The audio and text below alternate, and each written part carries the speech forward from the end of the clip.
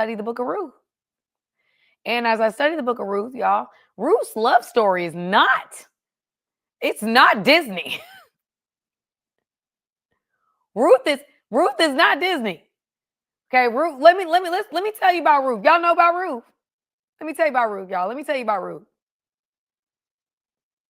So, y'all, let me tell you about Ruth.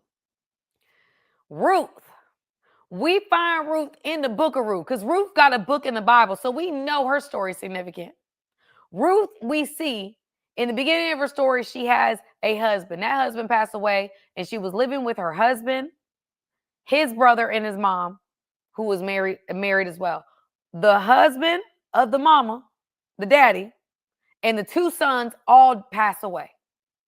So they had kind of been together, and all the men in their family passed away. Well, at that time, Ruth was still of childbearing years. So when you were in that position, you would go back to your family, and your family would then find you another suitable home. Why? Because the most important thing in that time was for that woman to have a baby, namely a baby boy. We're not going to sanitize the text. It is what it is. The point of the biggest thing was to carry on the name of the family. That was important. Okay, so the women in that time, that's what it was. They go back. You would need to go back home to your family, and your family would find you another suitable home to where you could have a child, because that is what women really, a lot of their value came from having children, passing on legacy, right? There was obviously other things, but primarily speaking, the women in that time, it was about them being able to create them a baby. Okay, so at the time, Ruth does something that doesn't make sense. The other woman says, I'm going to go back home, because that's what she was supposed to do. See, we look at the other woman in the story like she did something wrong. No, that's what everybody did. Everybody in that time, if their man had passed, they're going to go back home, and their family's going to find them another suitable mate. What Ruth did was not normal. She said, I have so much allegiance and loyalty to this woman that I'm going to follow you. I'm not going to leave you behind. Because in that day, family, widows were impoverished. They didn't have means. Why? Because they weren't working. At that time, we didn't have a society where women worked. So yes, widows didn't have a means to an end. They were typically very poor. In fact, they had laws to where women that were widows would have to glean after everybody. People would have to leave things behind for the widows and the orphans. I don't know why this is bunching up on my thing. For the widows, for the orphans, they would have to leave. There were laws to leave wheat and other resources behind so that they would have food. Okay? That they didn't have means, right? And so you have this story where she's basically saying, I'm not going to go back home to where I can find me another man. My family can find me. I'm not going to go back to my hometown. I'm not going to go back to what's comfortable. I am so loyal to my mother-in-law, to this woman, that I'm going to go with her, even if it means I may not get married again. I may not have legacy. I may not have another child. I'm going to go to your hometown, and I'm going to make your people my people. I'm going to make your God my God. She didn't know she was going to meet Boaz. She didn't know what was going to happen when she went to the field. She went there she had no idea what the future held. She left everything she knew, everything. Her mama, her daddy, her brothers, her friends. She left everything she knew to follow her mother-in-law to a land she had never been before. She didn't know, hey, Boaz is this, that, and the third, and Boaz field is. She had no idea. She went to this town with only the thought of I'm going to make your home my home. I'm going to make your hometown my hometown. That's all she had. She had no plans. Can you imagine that? You basically saying, because I love you so much, and because I know we done been through so much together, I'm not willing to let you go, even if it means my future suffers because of it. Today we would call that lethal loyalty. We're so loyal to somebody without the promise of a future. But Naomi in the story represents to me, honestly, a spiritual mother, somebody that really did have Ruth's best interest at heart. She wasn't trying to keep Ruth with her. In fact, she encouraged Ruth to leave. But Ruth stayed anyway. She didn't feel right leaving her. Even though what everybody else would have done would have been to go back home to your family.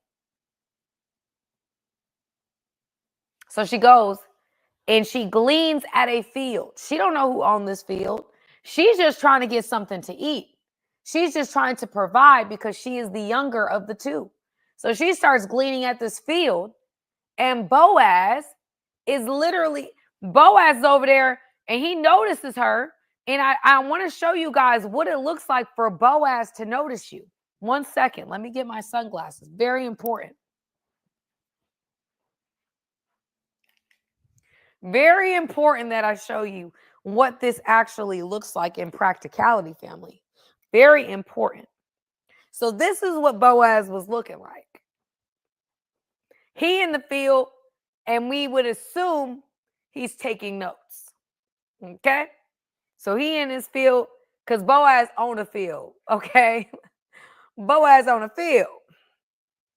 So Boaz is over here owning the field, doing what owners of fields do, taking notes.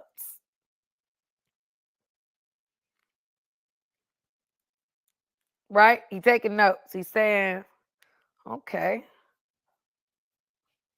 they gleaning over there. Mm-hmm.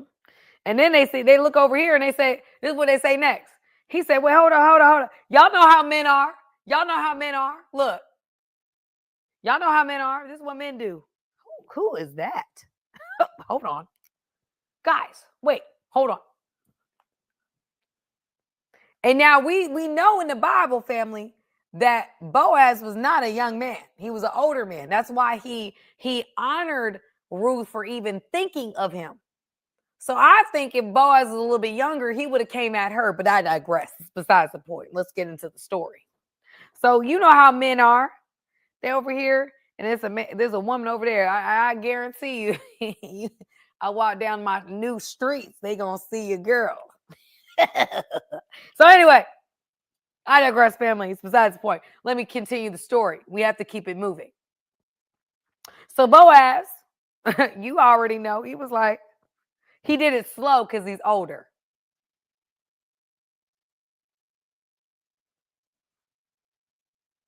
Oh, who is that? Who's that? That's a new woman. I haven't seen her before. Billy, who is that? You know, bro, boss. That's Ruth. She new here, man. She's kin to Naomi. Yeah, they came back, all the husbands passed away, and she's out here in the field. Wow, that's her? Wow. He got to clean it up because he's the boss. Remember that. He can't be who he want to be in this moment. He cleaned it up. He said, oh, you know what? Just give her some extra, make sure she good.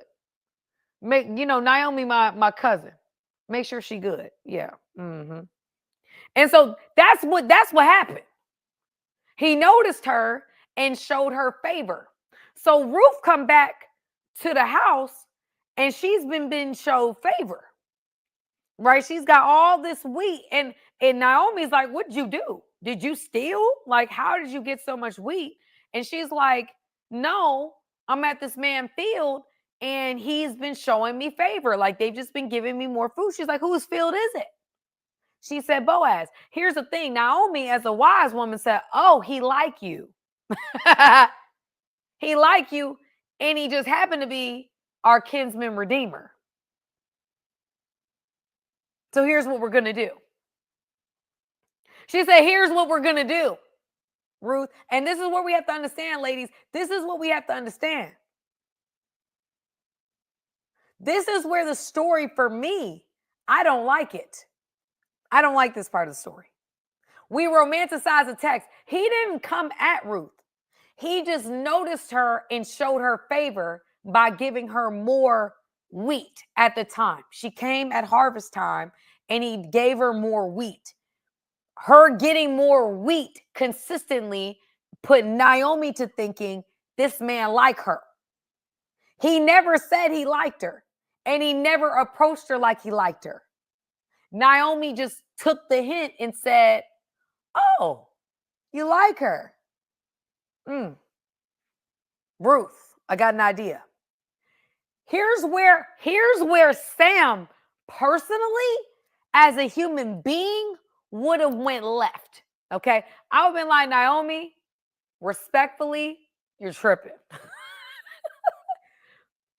Respectfully, I'll ride with you on a lot of things, but here's where Sam is going right and you're going left. She said, and I repeat, she said, family, listen, ladies, listen to me. When you want to talk about being Ruth, I need you to understand what that means. Because she not only left everything she knew behind and had no promise of a future, she starts working hard labor in some other man's field, right? She don't know this is Boaz's field. And let's be real, if we look at the text, Boaz might have been 40 years older than Ruth. He was a much older man. So she's looking at him, not even thinking about the fact, I can guarantee you, she's not even thinking about the fact this man could potentially be my baby daddy. That thought never crossed her mind.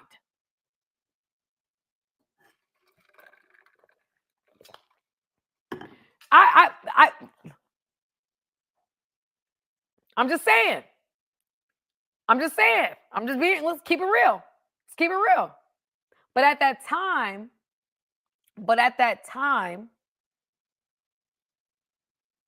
the most important thing wasn't about her attraction to Boaz. We never in the text even see that she was attracted to Boaz. All we know is that he showed her favor, and Naomi took it along the lines of, he's our kinsman redeemer and he's showing you favor. He must like you. He must like you. So what ends up happening is Naomi tells Ruth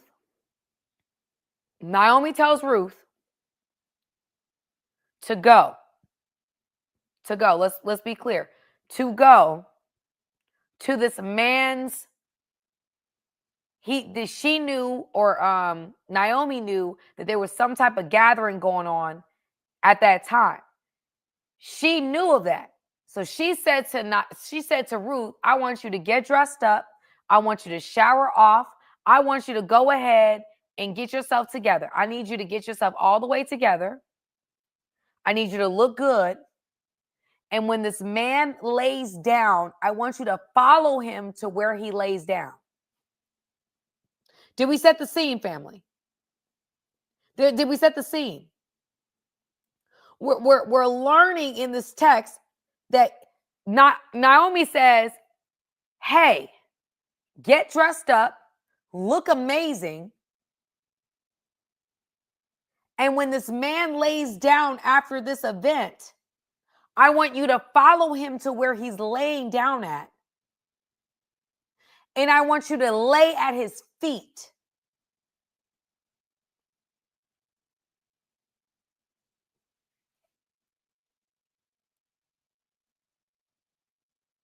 I want you to get dressed up, look amazing, to lay at his feet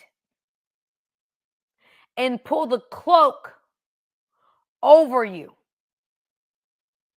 Family, let's be very, very clear. That is not what women did in that time. That was a bold move. She was to go in the middle of the night to find where this man is laying down and literally lay at his feet and uncover his feet and cover you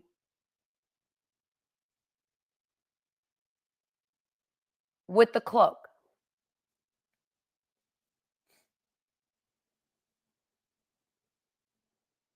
That was bold.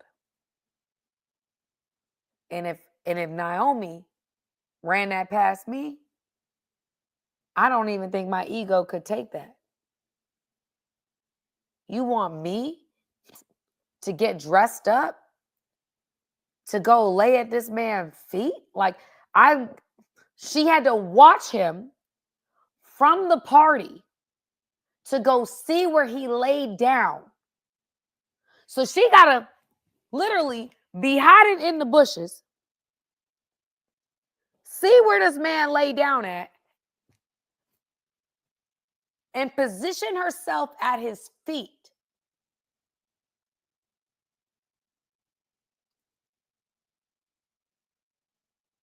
Sorry, family. If somebody ran that past me, I'm not sure I would have taken it.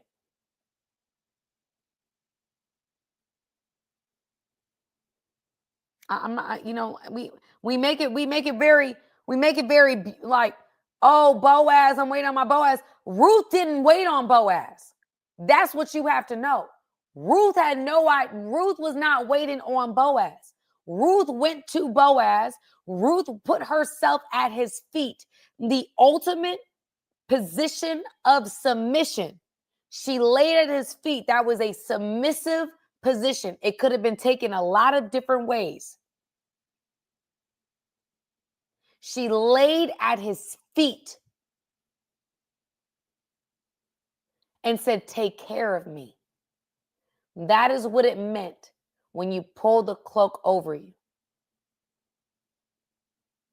Take care of me. It meant, will you be our kinsman redeemer? What does that mean? What does that mean?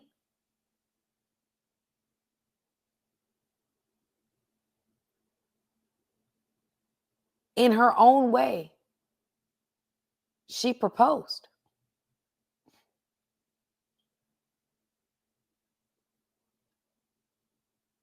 She proposed. She asked him to care for her. She asked him to be her kinsman redeemer. Hey guys, thank you for watching this video. I appreciate you guys. Go ahead, hit the subscribe button, y'all. Let's not just be every once in a while. Let's become family, okay? Friends that are family, okay? Join my family today.